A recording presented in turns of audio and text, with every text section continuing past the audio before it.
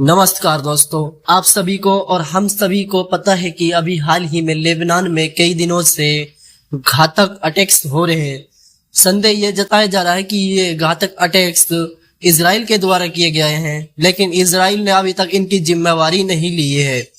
हाल ही में अभी 2 दिन पहले एक बहुत ही बड़ा विस्फोट हुआ था, जिसके कारण 9 लोगों की मौत हुई थी एंड उसमें बहुत सारे लोग घायल हुए थे। लेकिन उसी के दूसरे दिन बाद जब उन 9 लोगों की नमाज जनाजा पढ़ने के लिए लोग इकट्ठा हुए तो वहां पर भी एक बहुत ही बड़ा अटैक किया गया। ये दोनों अटैक्स किसी घातक टेक्नोलॉजी के द्वारा ही किया गया था और उस टेक्नोलॉजी को पेजर टेक्नोलॉजी और कई तरह से जानते हैं। आइए जानते हैं कल हुए वॉकी टॉकी अटैक्स में क्या क्या निकल कर आया है। जापानी कंपनी ने वॉकी टॉकी के आरोपों पर अपनी प्रतिक्रिया दी है। आज हम आपको लेबनान के बेरूत विस्फोट और उसमें एक जापानी कंपनी पर लगे आरोपों पर उनकी रिएक्शन के बारे में बताएंगे। 4 अगस्त 2020 को लेबनान की राजधानी बेरूत में हुए भयंकर विस्फोट ने पूरी दुनिया को झकझोर कर रख दिया था।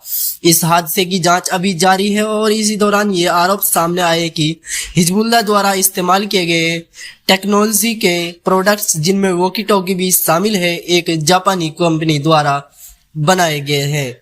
ऐसी रिपोर्ट सामने आई है कि हिजबुल्लाह के ऑपरेटिव द्वारा इस्तेमाल किए गए वॉकी टॉकी जापान की एक फेमस इलेक्ट्रॉनिक कंपनी के हो सकते हैं। हालांकि कंपनी ने अभी अपना बयान जारी कर दिया है, जिसमें उन्होंने कहा कि यह इम्पॉसिबल है कि जानना कि ये क्या हमारे द्वारा बनाए गए हैं।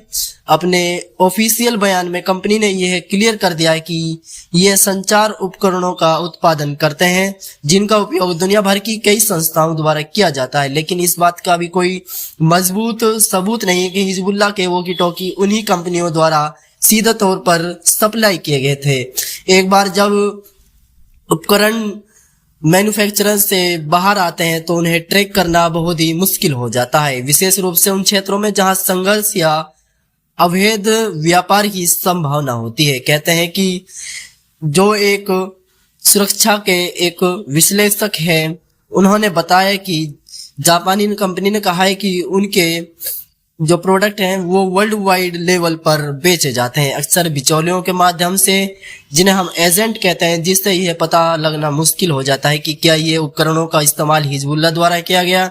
लेबनानी अधिकारी और अंतर्राष्ट्रीय जांचकर्ता मिलकर इस विनाशकारी विस्फोट के कारणों के और उससे जुड़े हुए रीजन के कारकों का पता लगाने की कोशिश कर रहे हैं, जिसमें 200 से अधिक लोगों की मौत हो गई और हजारों लोग घायल हो गए।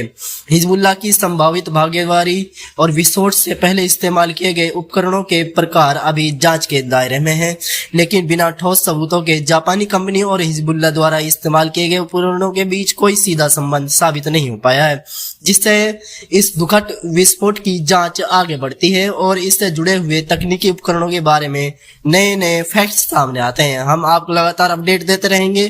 धन्यवाद हमारे साथ जुड़ने के लिए। इस चल रही खबर पर अपडेट के लिए हमारे साथ बने रहें। जैसे जैसे दुखद विस्फोट की जांच आगे बढ़ती है, इससे जुड़े हुए तकनीकी कारणों के बारे में हम नए फैक्ट्स सामने लाएंगे और हम आपको लगातार